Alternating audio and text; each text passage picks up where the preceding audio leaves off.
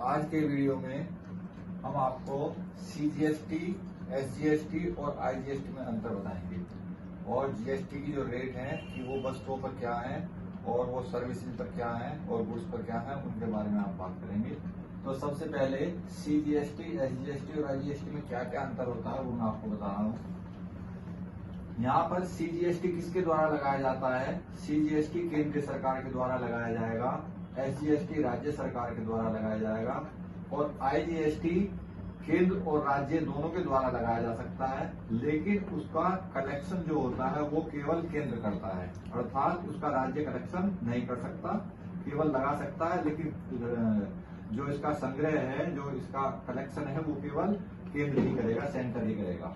अब आता है विमुक्ति, यानी कि कब ये विमुक्त है, आपको नहीं लगेगा, आपका CGST, SGST, IGST नहीं लगेगा। कब नहीं लगेगा? जब आपका वार्षिक आवर्त यानी कि एनुअल टर्नओवर अगर आपका 40 लाख, 20 लाख, 10 लाख तक है तो आपका CGST नहीं लगेगा। इसी तरीके से 40 लाख, 20 लाख, 10 लाख है तो SGST नहीं लगेगा। लेकिन IGST में ऐसी कोई भी सीमा निर्धारित नहीं है। अगर आपने कुछ भी अमाउंट दूसरे राज्य में बेचा है तो पड़ेगा। संयुक्त योजना, composition scheme, composition scheme 1.5 crore रुपए तक CGST लागू नहीं है। ऐसे ही 1.5 करोड़ रुपए तक SGST लागू नहीं है, लेकिन IGST पर कंपोजिशन स्कीम लागू नहीं होती है, अर्थात IGST आपको देना ही होगा। कब इसका पंजीयन जरूरी होता है? उसके लिए आपका एनुअल टर्नओवर क्या होना चाहिए? CGST के अंतर्गत 40 लाख, 20 लाख, 10 लाख, SGST के अंतर्गत 40 लाख, 20 लाख, 10 लाख। लेकिन IGST में ऐसी कोई सीमा नहीं है। IGST में आपका अनिवार्य है रजिस्ट्रेशन होना। अगर आप एक राज्य से दूसरे राज्य में माल बेचते हैं या सेवाएं सप्लाई करते हैं तो आपको रजिस्ट्रेशन कराना अनिवार्य है। Input tax credit, input tax credit कैसे मिलेगा? अगर CGST का क्रेडिट है तो CGST के अगेंस्ट या IGST के अगेंस्ट आप उसको यूज कर सकते हैं। ऐसे ही अगर SGST का क्रेडिट है तो SGST के अगेंस्ट या IGST के अगेंस्ट आप उसको यूज कर सकते हैं। और अगर IGST का है तो IGST, CGST और SGST तीनों के विरुद्ध हम क्या कर सकते हैं? ITC का यूज कर सकते हैं, यानी कि ITC को यूटिलाइज कर सकते हैं। अब आता है इम्पैक्ट, प्रभाव। अगर राज्य के अंतर्गत आपूर्तियां हैं तो उस पर CGST लागू होगा। राज्य के अंतर्गत आपूर्ति है तो SGST भी लागू होगा, GST भी लागू होगा।